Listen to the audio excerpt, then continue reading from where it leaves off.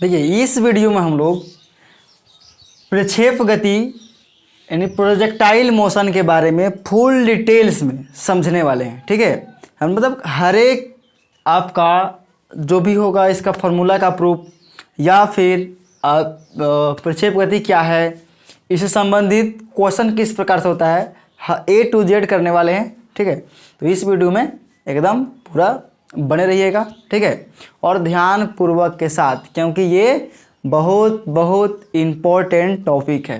ठीक है, इसलिए ध्यान से देखना है, सुनना है और समझने का कोशिश करना है। ठीक है, देखिए प्रक्षेप गति कैसे, अगर परिभाषा की बात किया जाए तो परिभाषा क्या होगा, जब कोई वस्तु को, देखिए हर वस्तु जब हम लोग फेंकते हैं तो कुछ ना कुछ कोण बना कर फेंकते हैं। मान लीजिए अगर सीधा आप बिगिए कोई वस्तु मतलब फेंकिएगा, ठीक है, तो क्या होगा, सीधा फेंकने के बाद तुरंत गिर जाएगा। तो हमेशा जब भी हम लोग कुछ भी चीज़ थोड़ा दूर फेंकना होता है तो हम क्या करते हैं, कुछ एंगल पे बिकते हैं। जैसे अगर मान लीजिए यहाँ पे आप खड़ा हैं, ठीक है, यहाँ पे खड़ा है, मान लीजिए ये कुछ ऊंचा जगह है। अब यहाँ से आप जैसे वस्तु को बिकते हैं तो कुछ इस प्रकार जाएगा, मतलब कुछ इस प्रकार से ऐसे गिर जाएगा, या समझिए ऐसे ऐसे। ठीक है, तो उसी प्रकार से समझिए कि अगर पूरा प्लेन जगह है, एकदम बराबर एरिया, वहाँ पर अगर वस्तु बिकी गई तो कुछ ना कुछ एंगल पे बिगाएगा, वस्तु फेंकाएगा। ठीक है, और हमेशा क्या होता है, कुछ भी चीज़ अगर हवा में है तो उसके ऊपर पृथ्वी का आकर्षण बल कार्य करता है, जिसे हम लोग बोलते हैं जी, गुरुत्वाकर्षण बल। ठीक है, तो हमेशा चाहेगा वस्तु को अपने तरफ खींचने के लिए, वो हमेशा एक बल लगाएगा जिससे वस्तु क्या हो, नीचे आके गिर जाए। जब वस्तु को हम लोग फेंकते हैं तो क्या होता है, शुरुआत में तो ऊपर जाता है, शुरुआत में ऊपर जाता है। जैसे ही जो जी का बल है, जो जी का पावर, समझिए जो जी का पावर होता है, और हम लोग जो इस पावर से विगे हैं, अगर उस पावर को जी का पावर दबा देता है तो उससे क्या होता है, वस्तु फिर उसके बाद नीचे गिरने लगता है, क्योंकि शुरुआत में वस्तु ऊपर रहता है। इसका मतलब क्या है, जी के पावर से जो हम लोग बिकते हैं अपना पावर लगा के, उस समय का पावर हम लोग का अधिक होता है तो वस्तु क्या होता है, ऊपर जाता है। ऐसे जब पावर इसका घट गया, जी का पावर बढ़ जाता है, मतलब जी का पावर तो सेम है, अब इसका पावर घटेगा वस्तु का तो नीचे से धीरे क्या होगा, नीचे गिर जाएगा। ठीक है, तो इसी का प्रक्रिया जब ये होता है तो कुछ परवलय आकार का चित्र बनता है। मतलब कि अगर उसका वस्तु का ये देखा जाए रास्ता, पथ, तो परवलय आकार मतलब जब भी कुछ इस प्रकार से बने इसी को बोलते हैं परवलय। ऐसा बने या ऐसा बने या फिर ऐसा बने या फिर ऐसा बने, इसको बोलते हैं परवलय। इसको क्या बोलते हैं, परवलय। आप लोग क्लास 11 में मैथ में भी पढ़िएगा पूरा डिटेल्स में, परवलय क्या होता है, इसका समीकरण क्या होता है। यहाँ पर भी समीकरण प्रूव करना है कि परवलय का जो है, ये तो मान लीजिए दिखता ऐसा होता भी, लेकिन मैथ के रूप में, मतलब कि आप समीकरण के रूप में बताइए कि परवलय आकार होता है या नहीं, प्रक्षेप गति का पथ। ठीक है, तो सब चीज़ हम लोग देखेंगे। फिलहाल इतना समझें कि हम लोग अगर कोई वस्तु को बिकेंगे, फेंकेंगे तो क्या होगा, वस्तु का जो पथ का रास्ता होगा वो परवलय आकार होगा। ठीक है, अब यह लिखा गया, देखिए जब कोई वस्तु को क्षैतिज से, क्षैतिज मतलब जमीन, क्षैतिज मतलब जहाँ से बिग रहे हैं, ये क्या है, एक शख्स, ये क्षैतिज है, क्षैतिज से कुछ कोण बनाकर, कुछ कोण, तो ये कोण क्या है, थीटा है, ये कोण क्या है, थीटा, कुछ कोण मतलब थीटा बनाकर फेंका जाता है। फेंका मतलब प्रक्षेप किया जाता है, आपको कहीं दिखेगा प्रक्षेप किया जाता है, या फिर ऊर्ध्वाधर दिशा में प्रक्षेप किया जाता है। ऊर्ध्वाधर दिशा मतलब क्या हुआ, ऊपर, ऊर्ध्वाधर मतलब ऊपर। ठीक है, और आपका ये क्षैतिज मतलब नीचे। ठीक, तो फेंका जाता है तो उसका पथ यानी रास्ता परवलय आकार का, समझिएगा यहाँ परवलय आकार, परवलय आकार मतलब कुछ इस प्रकार, ठीक है, कर्व के प्रकार कुछ इस प्रकार का होता है। और वस्तु के इसी गति को प्रक्षेप गति कहते हैं, या पिंड के इसी गति को प्रक्षेप गति कहते हैं। पिंड बोलिए, वस्तु बोलिए, आपका दोनों से कोई दिक्कत होने वाला नहीं। ठीक है, तो कुछ इस प्रक्रिया से। अब इसमें क्या है आपका समझिएगा कि जिस एंगल से आप वस्तु को बिगिएगा, इसे देखिए, इसके अंदर का बात क्या है, जब भी जिस एंगल से वस्तु को बिगिएगा उसी एंगल से वस्तु गिरता है। यहाँ का अगर एंगल देखिएगा, अगर ऐसा कुछ बन जाए, यूँ समझिए कि जिस एंगल से यहाँ से बिगेंगे उसी एंगल पे वस्तु नीचे गिरेगा, और जिस वेग से बिगेंगे, जिस वेग, अगर प्रारंभिक वेग है तो ये क्या होगा, यू होगा।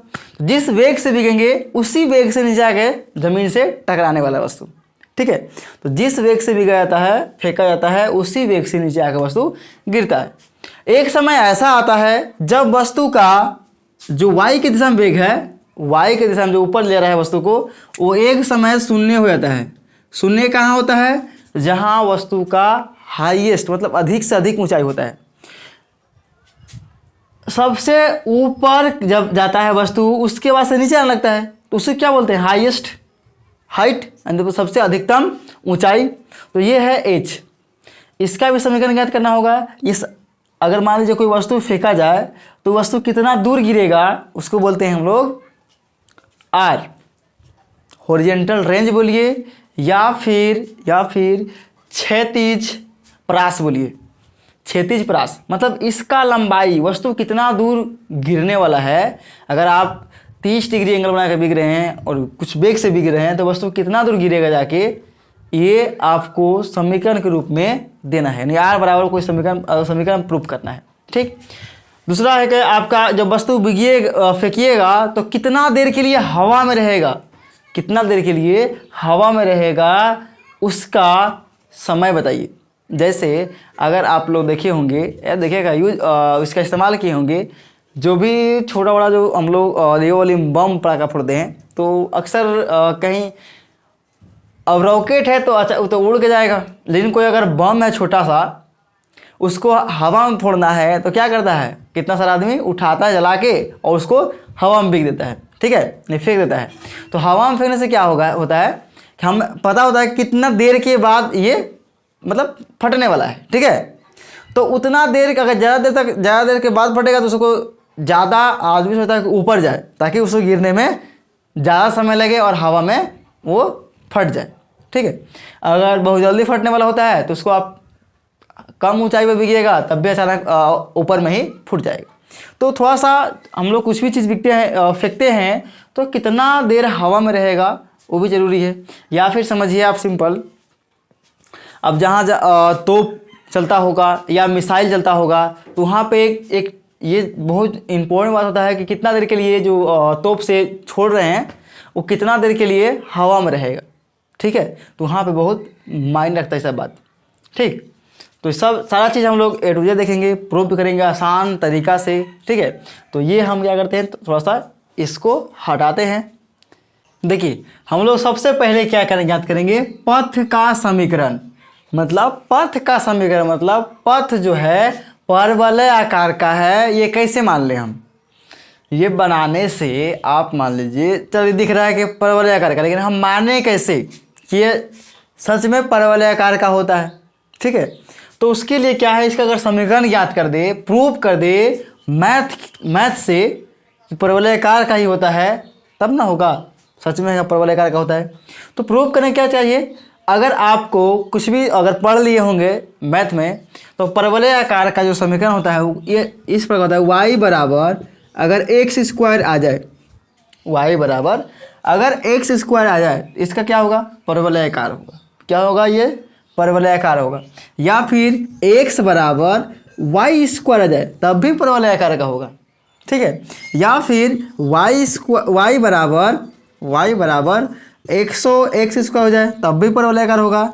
या फिर y बराबर 100x square plus sine theta plus 10, मतलब कुछ भी आ जाए, लेकिन अगर y बराबर x स्क्वायर है तो यह परवलय आकार का होगा। इतना समझिए कि अगर y बराबर x के स्क्वायर का है तो परवलय आकार का होगा। अगर हम y बराबर कोई समीकरण ज्ञात करें और उसमें एक्स स्क्वायर आ जा रहा है, इससे प्रूफ हो जाएगा कि ये पथ का जो समीकरण है, पथ का जो रास्ता होगा, पथ जो होगा वो परवलय आकार का होगा। ठीक है, तो हम क्या करते हैं, साफ करते हैं और प्रूफ करते हैं फिर। ठीक, अब यहाँ पर समझिएगा और एक चीज़ कि यहाँ पे जो गति का समीकरण है, जो गति का समीकरण है 3, आपको याद होगा गति का समीकरण 3 होता है। एक होता है v बराबर u प्लस ए टी, ठीक है। दूसरा होता है, इधर लिख देते हैं, v बराबर u प्लस ए टी। दूसरा होता है s बराबर u T plus half A T square. तीसरा है v स्क्वायर बराबर u स्क्वायर प्लस 2as। तो ये 3 समीकरण है लेकिन ये प्रोजेक्टाइल जो मोशन पढ़ रहे हैं इसमें 6 बन जाएगा। 6 क्यों बनेगा? क्योंकि जो वस्तु है वो y अक्ष में भी गति कर रहा है और x अक्ष में भी गति कर रहा है। तो ये समीकरण y अक्ष के लिए ऐसा बन जाएगा vx ux ax t आप y में जाइए x में जाइए, समय सबके लिए सेम होता है, तो इसीलिए t सिंपल t रहेगा, दोनों में t रहेगा। ठीक है, और y के लिए ये समीकरण बन जाएगा। तो टोटल समीकरण 6 बनेगा और 6 में से यूज करेंगे, वो खुद से समझना पड़ता है कि हम कौन समीकरण यूज करने वाले हैं। तो ताकि क्योंकि आप आज डायरेक्ट नहीं रख पाइएगा, आपको समझना पड़ेगा कि हम कौन समीकरण यूज करेंगे। हम लोग पथ का समीकरण याद कर रहे हैं, इसमें क्या करेंगे, हमें चाहिए y बराबर, हमें चाहिए y बराबर। अब सोचिए y बराबर चाहिए, क्या चाहिए, y बराबर। तो y बराबर में आप कौन सा समीकरण लगाइएगा, y बराबर चाहिए, इसका मतलब है कि y वाला चाहिए, x वाला तो नहीं चाहिए। तो x वाला के नहीं चाहिए, हमें चाहिए y बराबर। तो यहाँ y बराबर को दिख रहा होगा, y बराबर समीकरण है, y बराबर समीकरण है u t plus half ay और टी स्क्वायर। देखिए जो s है, यहाँ s है मतलब दूरी है, जो विस्थापन है, जो कुछ भी है वो अभी क्या है, y के लिए y है ना, y के लिए क्या है, y है, इसीलिए s की जगह पे हो जाएगा y। उसी तरह यहाँ s है, लेकिन अगर x अक्ष में जाइएगा, x अक्ष में, तो x अक्ष के लिए हो जाएगा x। इसमें कन्फ्यूजन नहीं होना है, ये x अक्ष के लिए s बन जाएगा x, y अक्ष के लिए s बन जाएगा y। ठीक है, तो हमें ये समीकरण से सॉल्व करना है, ये समीकरण से निकालना है। लेकिन अगर बोले uy का मान क्या है, ay का मान क्या है, t का मान क्या है, तभी पता नहीं है, नहीं पता है। तो अब एक चीज़ गौर कीजिए, हमें चाहिए क्या क्या, एक चाहिए ux का मान, ux मतलब x के दिशा में वस्तु का कितना वेग है, वस्तु का कितना वेग, मतलब वस्तु कितना स्पीड, मतलब कि कितना तेजी से जा रहा है, वेग चाहिए x अक्ष में। तो आपको पहले ही क्लास में पता होना चाहिए, जब पहले पढ़े हैं हम लोग प्रूफ किए थे सदिश का एक नियम कि थीटा से जो एंगल सटा हुआ है, थीटा से जो ये सटा हुआ है उसको बोलते हैं कोस थीटा, और वस्तु का प्रारंभिक वेग क्या है, u, इसमें आ जाएगा u कोस थीटा। और जो ये एंगल सटा हुआ है तो यह जाएगा कोस, और जिससे सटा हुआ नहीं है वो हो जाएगा आपका u साइन, ये हो जाएगा आपका u sine theta, u sine theta, u sine theta. ठीक है, तो ये आ गया आपका, ये है u y, वस्तु के y की दिशा में वेग, और ये जो है ये आपका है, ये हटा देते हैं, ये है आपका u x बराबर, मतलब कि x अक्ष के दिशा में वस्तु का वेग, यह है u कोस थीटा, और y अक्ष के वस्तु दिशा में वेग जो है u साइन थीटा हो जाता है। ठीक है, क्योंकि वेग क्या है, सदिश राशि है, वेग क्या है, सदिश राशि, इसीलिए इसमें आपका कोस थीटा और साइन थीटा एंगल पे डिपेंड करेगा, तो इसलिए एंगल आपका लग जाता है। ठीक है, तो अब यहाँ का बात करें u x, मतलब u के दिशा, एक्स के दिशा में वेग कितना है, तो वेग है u कोस थीटा। इसी तरह y के दिशा में वेग है u साइन थीटा। ठीक है, अगर हम बोले त्वरण मतलब a, यहाँ पे जब भी वस्तु है अगर उसमें बल लग रहा है तो आपका त्वरण काम करेगा। ठीक है, तो ax मतलब क्या होगा, ax का मतलब है x के दिशा में त्वरण, x के दिशा में त्वरण। तो बताइए x के दिशा में त्वरण क्या होगा। आप सोचिए, एक ध्यान दीजिए, कोई आप वस्तु को एक बार फेंक दिए, फेंकने के बाद जो आप मतलब जिस टाइम फेंके उस टाइम तो बल लगाएं, लेकिन उसके बाद उस वस्तु में कोई बल कार्य करेगा x के दिशा में। x के दिशा में मतलब आगे बढ़ने के लिए अगर इसे हम फेंक रहे हैं, तो मान लीजिए फेंक दिए इसे, ठीक है, तो इसमें कोई काम बल कार्य करेगा आगे बढ़ने के लिए, काम करेगा। रॉकेट थोड़े है, रॉकेट में पीछे धुआं निकल रहा है, आगे निकल रहा है, तो ये आगे बढ़ रहा है।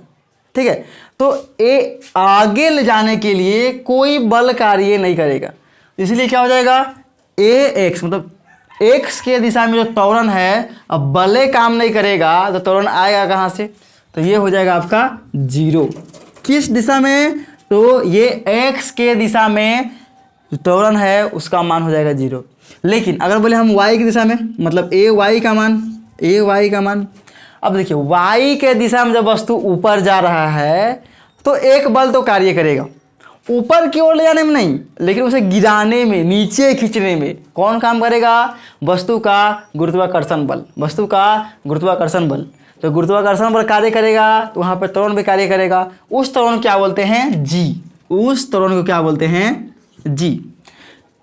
देखिए ऊपर वस्तु जब जा रहा है तो मतलब उसके नीचे गिराने के लिए एक बल कार्य करेगा, गुरुत्वाकर्षण बल, उसमें क्या अब बल कार्य करेगा तो आपका जी भी कार्य करेगा, मतलब कि सॉरी उसमें त्वरण होगा, और त्वरण का मान क्या होगा, गुरुत्वीय त्वरण हम जिसे बोलते हैं छोटी जी।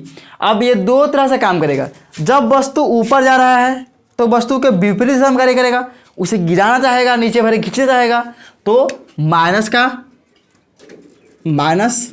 ठीक है, और जब वस्तु खुद गिर रहा है, इसके बाद से तो वस्तु गिरने लगा, लेकिन तब भी काम करेगा नीचे की ओर, तब भी काम करेगा नीचे की ओर, मतलब वस्तु की दिशा में काम करेगा, तो वस्तु की दिशा में गुरुत्वाकर्षण काम करेगा तो उसको बोलते हैं प्लस का जी। तो y अक्ष में जो त्वरण है वो दो तरह से काम कर रहा है, एक तो प्लस में और एक माइनस में। तो ये आपका 4 चीज काम आने वाला है। ठीक है, अब सोचिए हमें uy का मान मिल गया, uy का मान, ठीक है, t का मान नहीं पता है, हाफ नियतांक है, ये y का मान पता है, t का मान नहीं पता। अगर हमें t का मान मिल जाए, अगर हमें t का मान मिल जाए तो हम लोग पथ का समीकरण ज्ञात कर सकते हैं। तो t का मान कैसे निकाल सकते हैं, सोचिएगा, ऐसा बैठाते हैं, अभी समझाएं कि हम लोग y से ही निकालेंगे, इस समीकरण से निकालेंगे, लेकिन पहले चाहिए t का मान। अब दिमाग पे जोर डालिए कि हमें t चाहिए, हमें चाहिए t कैसे निकाल सकते हैं, t कैसे निकाल सकते हैं, चाहे देखिए t निकालने का बहुत सारा मेथड है।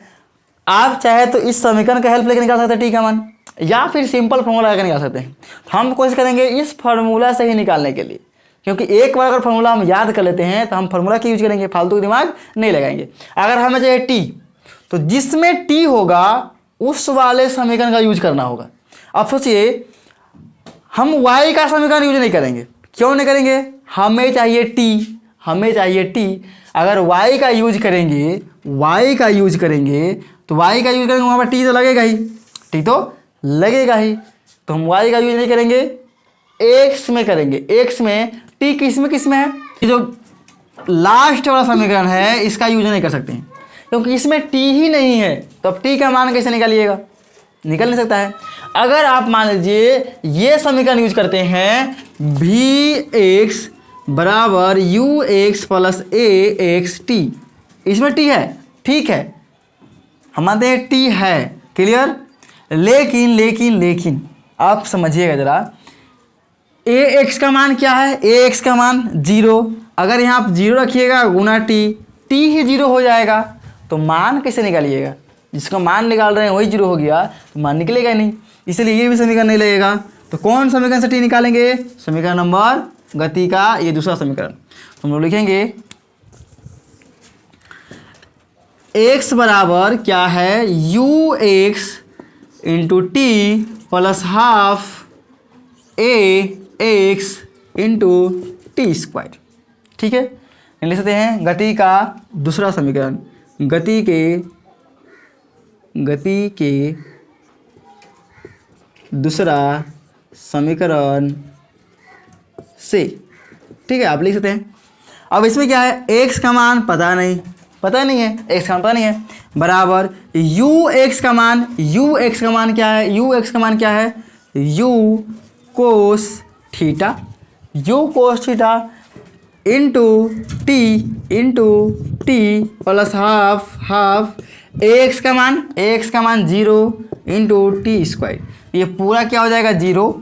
हमें मिलेगा x बराबर you cos theta into T, ये तो हो गया पूरा 0, ये पूरा ख़त्म। इसे t का मान निकालना है तो t बराबर हो जाएगा x by u cos theta बराबर t। ठीक है, तो ये हम लोग का t का मान यहाँ से निकल चुका है। अब ये t का मान क्या करेंगे, t का मान हम लोग आगे यूज करेंगे गति के समीकरण के लिए। क्या यूज करेंगे, इसीलिए ऐसा फिर कि चूँकि y बराबर हमें ज्ञात करना है, तो y बराबर क्या समीकरण है, y बराबर समीकरण है u y t plus half a y t square. और t का मान हम लोग का मिल चुका है, तो यहाँ लगा देंगे y बराबर, इसका मान क्या है, यू वाई का मान है यू साइन थीटा। ठीक है, अब देखिए यहाँ पे यू साइन थीटा के बाद क्या है t, और t का मान हम लोग निकाल चुके हैं। t का मान क्या है, x by u cos theta, और ये u से ये u कट गया, प्लस का प्लस ए वाई का मान क्या है, ए वाई का मान है प्लस माइनस जी, क्या है, प्लस माइनस जी है।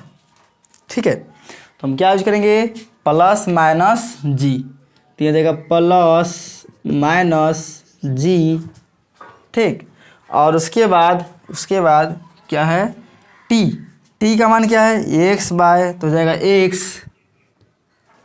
इंटू एक्स का स्क्वायर, क्योंकि t का स्क्वायर है तो क्या होगा, x का स्क्वायर बटा u का स्क्वायर और कोस स्क्वायर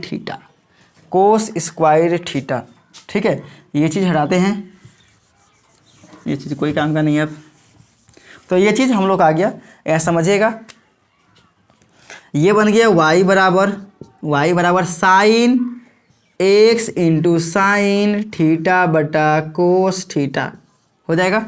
और देखिए प्लस माइनस क्या जाएगा, गुना हो के आगे आ जाएगा, प्लस माइनस दोनों आ जाएगा।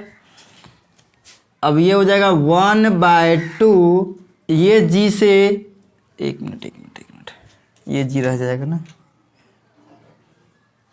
जी यहाँ पे नहीं कटने वाला है। ठीक है, तो हो जाएगा plus minus g x square बटा यू स्क्वायर और कोस स्क्वायर थीटा। ठीक है, आप एक चीज़ गौर कीजिएगा कि यहाँ क्या मिल गया हम लोग के, x into sine by cos tan theta plus minus g x square बटा 2 u square cos square theta. ठीक है, ये चीज़ मिल गया। क्या इसके बीच में आपको दिख रहा है एक्स स्क्वायर, दिख रहा है ना, तो इससे क्या स्पष्ट है, अंत में लिख दीजिए, इससे स्पष्ट है कि प्रक्षेप के प्रक्षेप गति में प्रक्षेप गति में पथ का समीकरण, सॉरी पथ यह डाल लिखिए, इसे स्पष्ट है कि पथ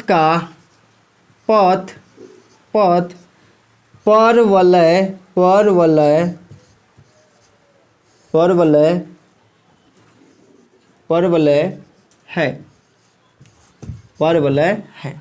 ठीक है, तो ये आपका फर्स्ट समीकरण प्रूफ हो गया। ठीक है, अब हम लोग आगे देखेंगे दूसरा समीकरण। ठीक, देखिए जो हम लोग का अगला टॉपिक है उड्डयन काल, मतलब टाइम ऑफ फ्लाइट। ये ज्ञात करना है कि वस्तु कितना देर के लिए हवा में रहेगा। एक जो बम बिगेंगे हम, मान लीजिए तोप से ही, तो वो बम कितना देर के लिए हवा में रहेगा। ठीक है, अब मान लीजिए उसमें टाइम ऐसा लिमिटेड, कोई बम आप फेंक रहे हैं और बम में लिमिटेड टाइम है, इस टाइम के बाद फट जाएगा वो। अब बम को छोड़ दिए ज़्यादा ऊपर करके तो क्या होगा, बम हवा में फट जाएगा। तो आदमी कैसे जिसको मार रहे हैं आप, वो मरेगा कैसे? कोई आतंकवादी को मार रहे हैं तो कैसे मरेगा? अचानक ऊपर फूट जाए तो नहीं मरेगा। टाइम ऑफ फ्लाइट जो है आपको आना चाहिए। अगर कम समय हवा में रखना है तो नीचे करके मारेंगे, ऊपर मारा करेंगे, कैसे मारेंगे ये चीज़ पता होना चाहिए। हम लोग वही निकालेंगे कि वस्तु कितना समय के लिए हवा में रहने वाला है, हम लोग पता कर सकते हैं। क्लियर? उसके लिए चाहिए हम लोग को टाइम चाहिए। टाइम, वस्तु कितना देर तक जा रहा है और फिर वस्तु कितना देर तक, मतलब कितना टाइम से आ रहा है। अगर टाइम ऑफ फ्लाइट का बात किया जाए तो टाइम ऑफ फ्लाइट का मतलब क्या हो जाए, ये टाइम ऑफ, अगर फ्लाइट है आपका तो ये बराबर होगा वस्तु को ऊपर जाने का समय, मतलब टाइम ऑफ एसेंट, मतलब वस्तु ही टाइम ऑफ फ्लाइट का मतलब है वस्तु कितना क सेकंड के लिए जाने में टाइम और क सेकंड लगा आने में, दोनों को जोड़ दीजिए, क्या आ जाएगा? Time of flight. हम टाइम ऑफ एसेंट का मान निकाल के प्लस कर दे टाइम ऑफ डिसेंट का मान, मतलब टाइम ए प्लस टाइम डी, मतलब टाइम ए मतलब टाइम ऑफ एसेंट और टाइम डी का मतलब, ठीक है, डी का मतलब टाइम ऑफ डिसेंट, गिरने का समय और ऊपर जाने का समय। तो दोनों का निकाल के जोड़ दे तो टाइम ऑफ फ्लाइट आ जाएगा। लेकिन इसमें और एक जानते हैं हम लोग, जितना देर के लिए वस्तु, आप जितना जोर से फेंकिएगा वस्तु और जितना समय वस्तु को जाने में लगेगा उतना ही समय आने में लगता है। जितना समय वस्तु को जाने में लगता है उतना समय वस्तु को आने में ही लगता है। ठीक है, लेकिन एक चीज और कि जब हम लोग प्रूव कर रहे हैं तो हम ये मान के चल रहे हैं कि हवा नहीं है, निर्वात है, और जो पृथ्वी है आपका पूरा प्लेन है। ये सब चीज़ हम नगण्य मान चुके हैं। ठीक है, तो अगर मान लीजिए कोई वस्तु भी गई ऊपर, पहला कि इसको आया वो हवा का झोंका और उसको ऊपर और चला गया ज़्यादा, गिरने ही नहीं दिया, तो ऐसा नहीं होने वाला है। मतलब हम मान के चलते हैं कि निर्वात है, हम जो वस्तु फेंक रहे हैं ऊपर वो आराम से नीचे गिरेगा, कोई हवा का घर्षण नहीं है। जितना समय जाने में लगेगा उतना समय आने में लगेगा। तो हम लिख सकते हैं यहाँ पे टाइम ऑफ फ्लाइट बराबर टू टाइम ऑफ एसेंट या फिर टू टाइम ऑफ डिसेंट। मतलब दोनों अगर बराबर है तो टाइम ऑफ एसेंट निकाल के उससे गुना कर दीजिए या टाइम ऑफ डिसेंट निकाल के उससे गुना कर दीजिए, आ जाएगा। जैसे अगर हमें यहाँ से जाने में यहाँ 10 सेकेंड लगता है, ठीक है, और फिर वापस आने में पैदल जा रहे हैं और पैदल ही आ रहे हैं, जितना स्पीड जा रहे हैं उतनी स्पीड जा रहे हैं, तो जाने में अगर 10 सेकंड लग रहा है तो आने में कितना लगेगा? 10 सेकंड लगेगा ना। तो हम क्या इसका नापेंगे, फिर वापस नापेंगे, तब बताएंगे 20 सेकंड, या फिर डायरेक्ट एड़ गए 10 सेकंड लगा वापस आने में 20 सेकंड पता है लगेगा, नहीं 10 गुना 2 कर दीजिए। उसी प्रकार यहाँ निकालेंगे, टाइम ऑफ एसेंट निकालेंगे, उसको 2 से गुना कर देंगे, टाइम ऑफ फ्लाइट आ जाएगा। ठीक है, अगर हम टाइम ऑफ एसेंट निकालेंगे तो गौर समझिएगा, टाइम ऑफ एसेंट के लिए ये 6 समीकरण में कौन समीकरण लगाएंगे? आप थोड़ा सा दिमाग को जोड़ डालिए और थोड़ा सा माइंड को सोचने पे मजबूर कीजिए कि हम टाइम ऑफ एसेंट निकाल रहे हैं, हम ये निकालेंगे, ये नहीं निकालेंगे अभी, हम ये निकालेंगे और 2 से गुना कर देंगे, टाइम ऑफ फ्लाइट आ जाएगा। हम टाइम ऑफ एसेंट निकाल रहे हैं, मतलब वस्तु यहाँ से चल के कहाँ तक पहुँचेगा वो टाइम ऑफ एसेंट में, यहाँ तक ना पहुँचेगा। तो यहाँ से यहाँ तक जाने में जो वस्तु का है समय कितना लग रहा है, यहाँ से यहाँ तक, पूरा नहीं लेंगे, पूरा ले लेंगे तो क्या होगा, टाइम ऑफ फ्लाइट हो जाएगा। तो हम यहाँ से यहाँ तक ले रहे हैं। तब इस समीकरण में कौन सा लेंगे, थोड़ा सा जोड़ डालिए, ठीक है। अगर आपको आ चुका होगा दिमाग में, सोच के रहिए, ठीक है। अब यहाँ पे हम चर्चा करते हैं, समझिएगा। हमें चाहिए, अगर मान लीजिए हमें सोचना रहेगा तो हम क्या सोचेंगे, क्या है, हम कैसे सोचेंगे, हम सोचेंगे क्या कि हमें जाना है यहाँ से यहाँ तक, आगे की बात नहीं है, आगे जाना ही नहीं है, हमें यहाँ जाना है। तो अगर हम पहले मान लिए x का, पहले हम x लेते हैं, पहला समीकरण, हमें चाहिए टाइम ऑफ एसेंट। अगर हम पहला समीकरण लेते हैं तो vx आ रहा है, क्या आ रहा है, vx, उसके बाद ux, उसके बाद axt। देखिए यहाँ पे अगर आप पहला समीकरण लीजिएगा, अब टाइम निकाल रहे हैं, टाइम क्या हो जाएगा यहाँ पे, इसका मान 0 है ना, इसका मान क्या है 0, यहाँ टाइम है खत्म, ये लग ही नहीं सकता है, इसमें तो टाइम ही गायब हो जाएगा, टाइम खत्म हो जाएगा, ठीक है। तो यहाँ से टाइम नहीं निकाल सकते। दूसरा समीकरण क्या है, टाइम निकालेगा। अगर हम ये समीकरण ले तो x बराबर क्या हो जाएगा, ux, इसका मान पता है, इसका मान पता है, और ये हो जाएगा आपका 0, ये हो जाएगा आपका 0, ठीक है। तो x का जो मान है, x का मान अगर हम दूसरा समीकरण ले रहे हैं ये वाला, x बराबर क्या हो जाएगा, ux का मान क्या है, u cos थीटा, और उसके बाद t, ठीक है। अब बराबर ये क्या हो जाएगा, इधर 0। तो क्या इसका मान आपको पता है, x का मान पता है, x का मान पता नहीं है, तो हम ये भी समीकरण नहीं लगा सकते हैं, ये भी समीकरण नहीं लगा सकते। इसका मान पता चल गया, समझिएगा, इसका मान पता है, ये निकालना है, और इसका मान पता है, ये निकालना है, लेकिन इसी का मान तो नहीं पता, हम लोग ये समीकरण नहीं लगा सकते। अगला बार जो यूज किए थे टाइम निकालने के लिए, अगला बार तो देखे नहीं, x ही रहे, उसमें x का काम था, हम y बराबर समीकरण निकाल रहे थे और x का काम था, x स्क्वायर प्रूव करना था, तो हमें यहाँ पे यूज कर लिए थे। लेकिन इस बार ये नहीं हो पाएगा क्योंकि x का मान नहीं पता है। अगला तीसरा में तो टाइम ही नहीं है, तो ये भी नहीं लगा सकते हैं।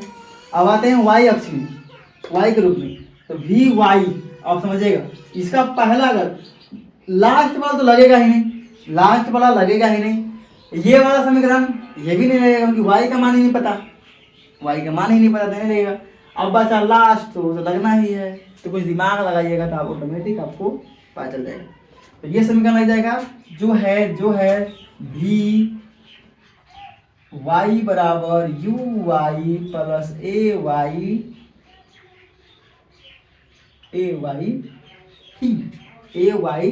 t है, ठीक। अब लिखते हैं गति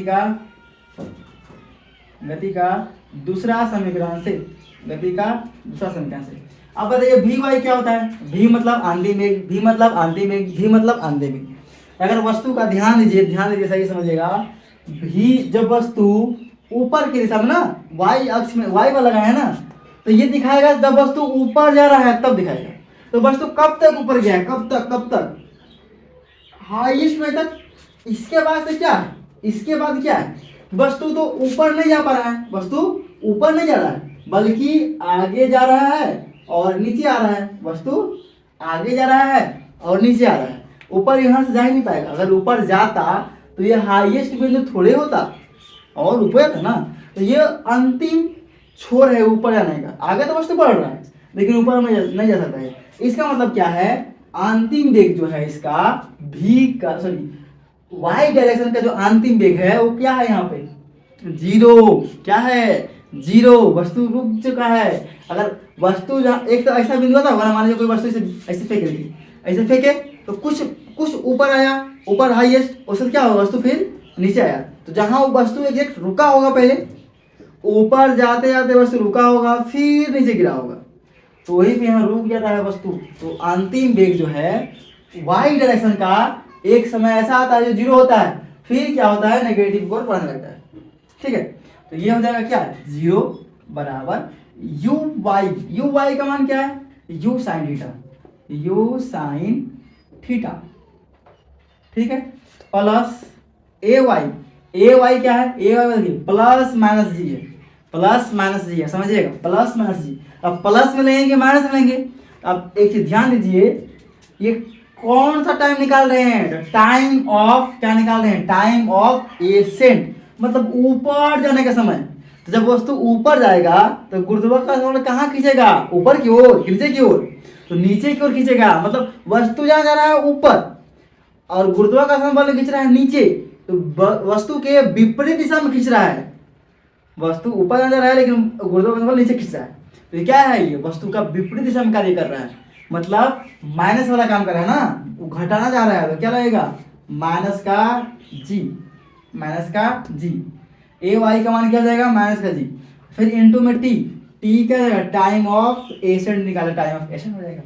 ठीक है, अब ये हो गया जीरो, जीरो बराबर u sine theta minus g और time of ascent, plus minus गुना हो तो क्या होगा, माइनस। अब इसे उठा के ला दीजिए इधर, इसे उठा के लाइए इधर, तो ये जाएगा जी टाइम ऑफ एसेंट बराबर यू साइन थीटा। ये था माइनस में, इधर आया तो क्या हो गया, प्लस में। हमें ये time of accent, time of accent बराबर क्या हो जाएगा, यू साइन थीटा, और ये जी कहाँ आएगा, बटा में आ गया आपका time of accent, time of accent. मतलब अगर वस्तु को ऊपर जाने का दिशा, खाली ऊपर जाने का समय पूछे तो क्या कीजिए, सिर्फ ये फॉर्मूला बना सकते हैं, क्लियर। ठीक है, हमें चाहिए टाइम ऑफ फ्लाइट, हमें चाहिए टाइम ऑफ फ्लाइट, तो क्या करेंगे,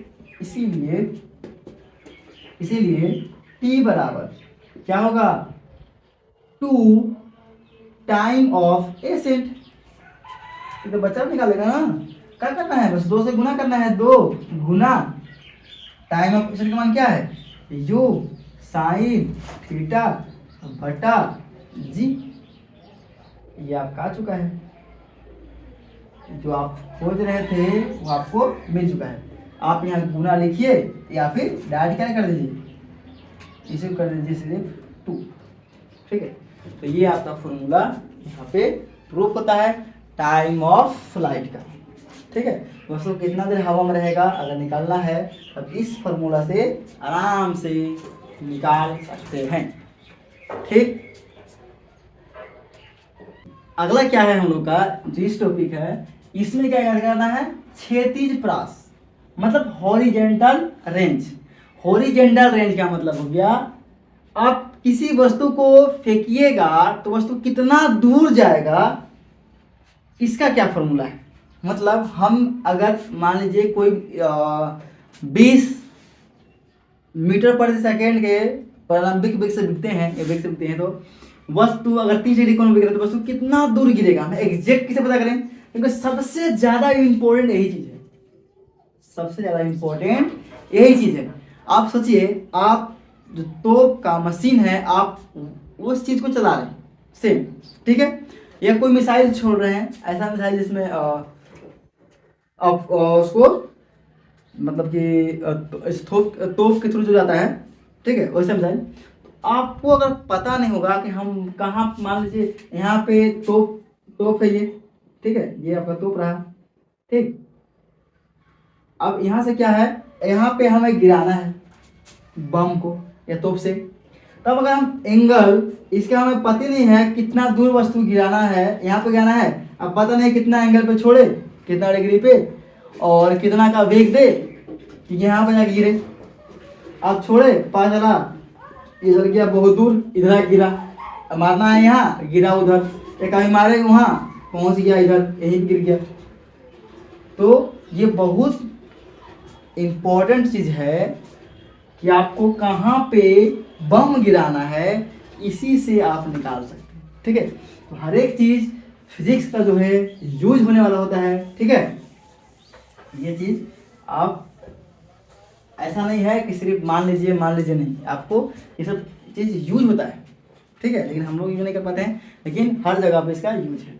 तो ये चीज़ को हम मान लीजिए हॉरिजॉन्टल रेंज मतलब ये आर निकालना है, हॉरिजॉन्टल रेंज मतलब आर का मान। सोचिए आर का मान निकालना है तो आर कौन सा अक्ष में है, एक्स अक्ष में है ना, तब इसमें कौन सा रेंज लगाएंगे। चलिए पहला नंबर तो ये एक्स अक्ष का है तो वाई वाला नहीं लगेगा, वाई वाला कोई समीकरण ही नहीं लगेगा, क्योंकि एक्स अक्ष का बात किया जा रहा है तो सिर्फ एक्स अक्ष का लगेगा। अब एक्स अक्ष में 3 समीकरण है, 3 समीकरण, अब तीनों समीकरण में से कोई एक लगेगा, कौन सा लगेगा, थोड़ा माइंड को चलाइए, सोचिए। हमें निकालना है आर मतलब एक्स, आर मतलब एक्स, तो एक्स वाला समीकरण लगेगा, एक्स वाला समीकरण लगेगा, कौन सा लगाएंगे, सोचिए सोचिए सोचिए। अब देखिए हम सोच रहे हैं, ठीक है, आप लोग ये सब सोचिए। देखिए अगर हम एक्स का लगाना है तो पहला अगर लेते हैं, पहला अगर लेते हैं, चलिए वी एक्स है, क्या है वी एक्स। अगर हमें पूरा निकालना है, पूरा जहाँ तक वस्तु घिरा है, तो v का मान तो पता चल जाएगा 0, क्योंकि अंत में वेग वस्तु क्या होगा, 0 ही होगा ना, तो ये पता चला 0 है, ठीक है। इसका मान पता है, ठीक है, इसका मान 0 है, t 0 है, हमें निकालना है x, यहाँ x कहीं है जो निकलेगा, x अक्ष में है तो हमें निकालना x का मान। अब इसमें x ही नहीं दिख रहा है तो निकलेगा ही नहीं, सबका मान पता है लेकिन निकलेगा नहीं, ये नहीं लिख सकता है क्योंकि इसमें x नहीं है, इसमें x नहीं है। चलिए और अगर हम दूसरा देखिए इसमें x तो यहाँ दिख रहा है, और फिर हाँ x दिख रहा है, इसका मान पता है, t का मान पता है, इसका मान पता है, इसका मान पता है, इसका मान, सबका मान पता है, ठीक है, हम इससे निकाल सकते हैं, इसमें कोई दिक्कत नहीं है। इसमें देखा जाए तो इसमें इसका मान पता है 0, इसका मान भी पता है और इसका मान पता है, नहीं, इससे नहीं निकलेगा, क्यों, हमें निकालना है इस x को, यही ना बनेगा, क्योंकि अगर ये x का लाइन है, ये पूरा लाइन निकालना है, इसे x है और इसी को r मान लेंगे तो r होगा, लेकिन x निकालेंगे, x को r माने, लेकिन ये x को ही 0 कर देगा, x का मान होता है 0, इसे गुना होगा, खत्म। तो हमें एक ही फार्मूला दिख रहा है, एक ही समीकरण दिख रहा है, समीकरण नंबर 2, हम लेंगे समीकरण नंबर 2 से, यानी x बराबर क्या हो जाएगा, ux t plus half ax t square.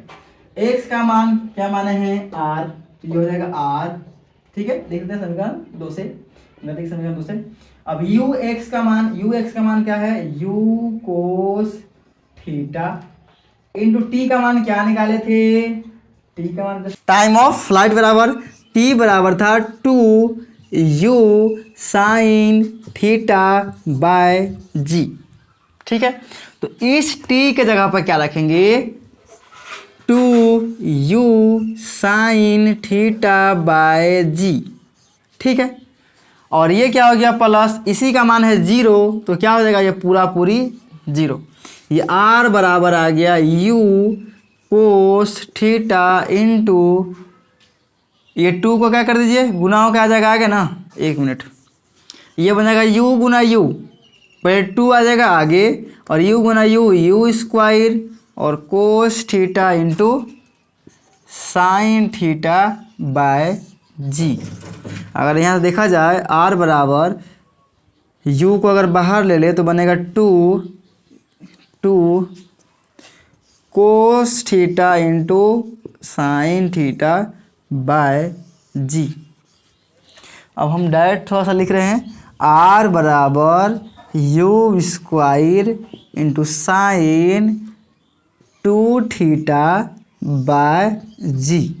अब एक आप लोग गैस कीजिए कि ये हम क्या लिख दिए, क्या हमें फार्मूला डायरेक्ट याद है, ठीक है, कि यही होता है फार्मूला, या फिर यहाँ पे कुछ यूज हुआ है, थोड़ा सा माइंड पे जोर डालिए, उसके बाद सारा राज हम बताते हैं ऐसा क्यों हुआ, ठीक है। ये रहते हैं, देखिए ये ऐसे होता क्या है, आप एक चीज़ फार्मूला अगर जानते होंगे तो अच्छी बात है, नहीं जानते होंगे तो सीख लीजिए। और आपको क्लास 11 से मैथ पढ़िएगा, अगर मैथ होगा तो बायोलॉजी वाला को पता नहीं, मैथ है तो आप फार्मूला पढ़ लीजिएगा। होता है कोस 2 थीटा का फार्मूला इसी तरह होता है साइन 2 थीटा का फॉर्मूला। हम ज़्यादा फॉर्मूला नहीं बताएंगे क्योंकि मैथ में आप लोग पढ़ लीजिएगा, हम सिर्फ जो यूज किए हैं वही बताएंगे, ठीक है। इसी टाइप का फॉर्मूला होता है टेन का फॉर्मूला, टेन टू थीटा का फॉर्मूला, लेकिन हम लोग यूज कर रहे हैं इसका फॉर्मूला। इसका फॉर्मूला होता है 2 cos theta into sine theta. देखिए हम लोग को ये है ना 2 cos theta into sine theta, इस पूरे के बराबर क्या रख सकते हैं साइन 2 थीटा। अब ये इंटू में तो आगे भी चलेगा, ये भी होता है 2 sine theta into cos theta, तब भी कोई दिक्कत नहीं है, आपका फॉर्मूला यही बनेगा। तो यहाँ से आप इरादा दे सकते हैं, दिखा सकते हैं, चूँकि हम जानते हैं साइन 2 थीटा बराबर होता है 2 cos theta into sine theta, ठीक है। तो आप दिखा सकते हैं इसको आराम से। और ये हम लोग का हॉरिजॉन्टल रेंज प्रूफ होता है। अगर हमें अधिक दूरी पर भेजना है किसी वस्तु को तो कितना का कोण लेंगे, सबसे मैटर करता है कोण, क्योंकि वेग जितना क्षमता होगा उतना जोर लगा कर फेंकेंगे, उतना दम लगा कर फेंकेंगे, और जी तो बदलने वाला नहीं है, ये तो हमेशा हर जगह उतना काम करेगा। सबसे मैटर काम करता है एंगल। तो आप सोचिए, देखिए क्वेश्चन ऑब्जेक्टिव में आता है किसी समझिए भाला को अधिक दूर फेंकना है तो कितना का कोण लेंगे, ठीक है।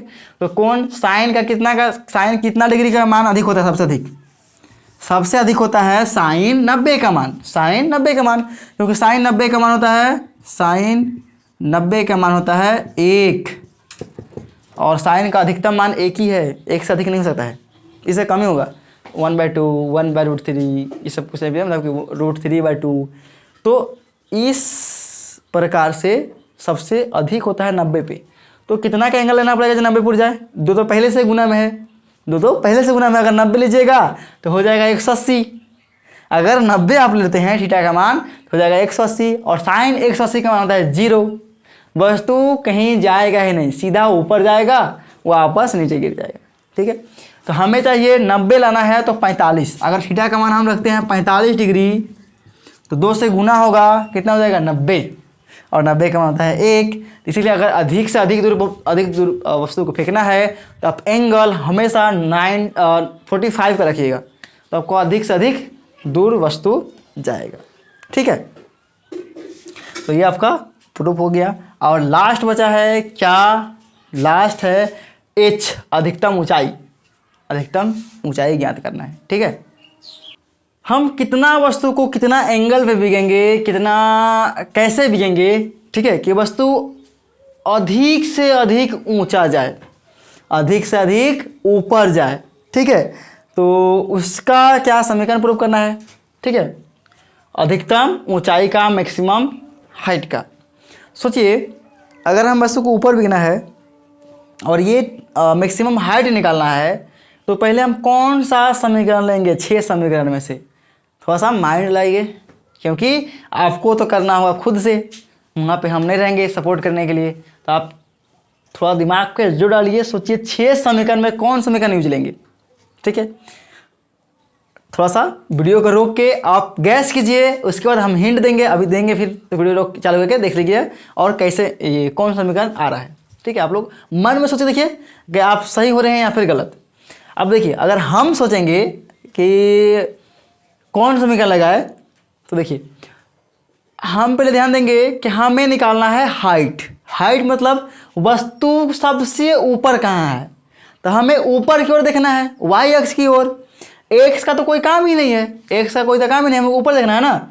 तो पहले नंबर ऊपर देखेंगे, ऊपर नंबर यहाँ निकालना है टॉप कितना हाइट है। तो हमें इससे मतलब नहीं है, तो पहले तो ये पूरी काट देंगे, एक्स वाला लगेगा ही नहीं, दूसरा नंबर हमें चाहिए वाई वाला, तो वाई का समझिए, वाई निकालना है, क्या निकालना है, वाई, ये वाई है ना। हमें यहाँ से यहाँ क्या है, वाई का मान उसी का मान लिए एच, वाई का कुछ भाग है जो उसके मान है एच। तो वाई किस में है, पहला में देखिए क्या वाई है, वाई पहला में है ये नहीं है, दूसरा में वाई है, हाँ है, तीसरा में वाई है। तो आप चाहे तो इससे भी निकाल सकते हैं और चाहे तो आप इससे भी निकाल सकते हैं। समीकरण नंबर 3, समीकरण नंबर 2, दोनों से निकलेगा। अब सोचेगा नहीं, आप ऐसे बोल दिए कि दोनों से निकल जाएगा, नहीं, हम दोनों से निकाल के भी दिखाएंगे, ठीक है। आपको जिससे अच्छा लगे आप उससे निकालिएगा, क्योंकि दोनों में ही है y और y ही निकालना है, ठीक है। तो हम पढ़ लेते हैं और दूसरा निकाल रहे हैं। y बराबर क्या है, u y t plus half a y t square, इस समीकरण को यूज करते हैं। तो y निकालना है, y क्या है यहाँ पे, h हो गया, y हो गया h। तो h बराबर यू वाई का मान क्या है, यू वाई का मान है यू साइन थीटा प्लस 1/2। अब देखिए ए वाई का मान क्या लेंगे, हमें चाहिए इस वाले ऊपर जब तक गया है वस्तु, नीचे वाला तो लेना ही नहीं है। तो जब तक ऊपर गया है वस्तु तब तक जी काम करेगा नेगेटिव की ओर, तो ये हो जाएगा माइनस का जी। और टी का मान क्या चाहिए, क्या टाइम ऑफ फ्लाइट चाहिए, समझिएगा। टाइम ऑफ फ्लाइट का था 2u साइन थीटा बाय जी था, और टाइम ऑफ एसेंट था u साइन थीटा बाय जी। तो क्या ये लगाएंगे या ये लगाएंगे, सोचिए। तो हम लोग टाइम ऑफ फ्लाइट नहीं लगाएंगे, क्योंकि टाइम ऑफ फ्लाइट ये दिखाता है वस्तु ऊपर गया उस समय और वस्तु जब नीचे गया वो भी समय, दोनों ऐड करके। हमें चाहिए सिर्फ वस्तु ऊपर जब तक गया, जब नीचे ना लगा, नीचे तो काम में नहीं है, हमें तो हाइट निकाला है ना। जब तक ऊपर गया तब तक ठीक है, नीचे गया छोड़ देंगे उसको। तो हमें चाहिए टाइम ऑफ एसेंट। तो टाइम के टी का मान ये लेंगे, टी का मान ये रखेंगे। तो ये हो जाएगा यहाँ पे क्या, अच्छा 1 मिनट, यहाँ टी का मान तो रखें ही नहीं, टी का मान छूट गया। यू साइन थीटा का मान रख दिए गुना टी का मान क्या है, यू साइन थीटा बाय जी और प्लस 1/2। अब इसका मान क्या आया था, माइनस का जी, ठीक है। और टी का मान यही है, यह हो जाएगा u square sine square theta by g square, क्योंकि इसका क्या है, टी का स्क्वायर है और टी का मान इसका पूरा का स्क्वायर हो जाएगा, ठीक। ये हटाते हैं, यहाँ से क्या आएगा समझिएगा थोड़ा सा, u Guna you square sign Guna sign square theta बटा जी बराबर, ये देखिए माइनस प्लस माइनस 1/2, ये जी से एक जी खत्म, तो you square sine square theta by जी। आप सोचिए, ध्यान दीजिए, ये पूरा देखिए, ये पूरा और ये पूरा दोनों सेम है ना, दोनों सेम है कि नहीं है। तो अगर ये मान लीजिए x है माइनस 1/2 x है, तो क्या आएगा, मतलब एक x में आधा x घट रहा है, एक x में आधा x घट रहा है, या एक आम में आधा आम घट गया, तो कितना बचेगा, आधा आम बचेगा, नहीं आधा बचेगा कि नहीं बचेगा। 1 रुपया में आधा रुपया घट जाए, मतलब 50 पैसा घट जाए तो कितना बचेगा, 50 पैसा। तो आप डायरेक्ट बिना एलसीएम लिए आंसर क्या लिखिएगा इसका, 1 में आधा घट रहा है तो आधा ही बचेगा ना, आधा क्या बचेगा x, आधा क्या बचेगा x। तो यहाँ क्या हो जाएगा, यहाँ पे h का मान ये हो जाएगा 1/2 u square sine square theta by g. ये आ गया आपका फॉर्मूला हाइट का। अगर आप चाहते हैं ये समझ में अगर आपको नहीं आया तो आप सिंपल क्या कीजिए, ये 2 से एलसीएम लीजिएगा, तो क्या आएगा 2g आएगा या नहीं आएगा, क्योंकि 2g यहाँ है या g है, तो 2g आया। अब यहाँ पे तो g सिर्फ है, जी काट देगा, लेकिन 2 से गुना होगा तो क्या आएगा 2 u square sine square theta minus का माइनस, यहाँ 2g है और 2g पूरी काट देगा तो क्या आएगा you square sine square theta. अब दो चीज़ें देखिए, दो को है you square sine square theta, यहाँ एगो है, एक ही को ना है, 2 में से वो घट जाएगा तो क्या बचेगा एगो। अब ये बचेगा 1/1, सिर्फ 1 मत लिखिए, you square sine square theta, अब बटा में क्या है 2g। बात तो वही है ना, ये 1/2 मतलब क्या है, गुना हो क्या आएगा 2g ही आएगा, ठीक है। तो आप ऐसे लिखिए, इतना करके या डायरेक्ट लिखिए, दोनों आपका आंसर सही है, ठीक है। तो ये पहला मेथड से निकाल रही है।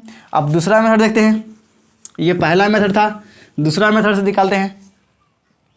तो क्या करते हैं, इसे रहने देते हैं, डायरेक्ट साथ निकल जाए।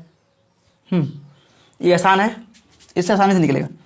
दूसरा मेथड क्या है, यहाँ से ले रहे हैं यूज में सेकेंड मेथड हम अगर इससे भी निकालेंगे तो वही निकलेगा, भी स्क्वायर वाई बराबर u y square plus 2ay into y. इसका मान क्या है 0। टॉप बिंदु पे इस सबसे हाइट पे जाके वस्तु का वेग क्या हो जाएगा 0। अंतिम वेग होता है भी, तो ये हो गया 0 बराबर इसका मान पता है, इसका मान क्या है, इसका मान क्या है, इसका मान है u साइन थीटा। तो u साइन थीटा का होल स्क्वायर प्लस 2 और ये क्या हो जाएगा ए वाई का मान क्या होगा -g और ये y निकालना है, तो अब देखिए ये क्या हो जाएगा 0 बराबर u का स्क्वायर इंटू साइन थीटा का स्क्वायर, ये हो जाएगा -2gy होगा कि नहीं।